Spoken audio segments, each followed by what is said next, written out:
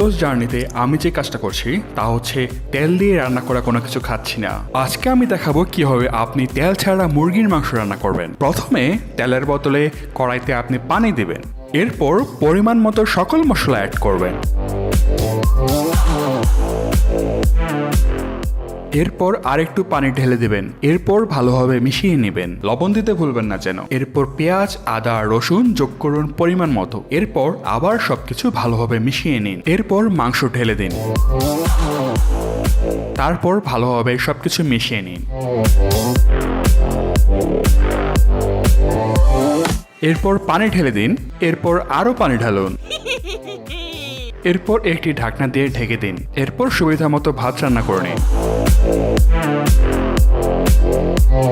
ব্যাস হয়ে গেল সুস্বাদু ভাত রান্না, সাথে তেল ছাড়া মুরগির মাংস। আর এটা খেতে খুবই সুস্বাদু। আপনি চাইলে আপনার নিজের পছন্দ মতো রান্না করুন, জাস্ট তেলটা অ্যাভয়েড করুন। And follow for more beautiful tips.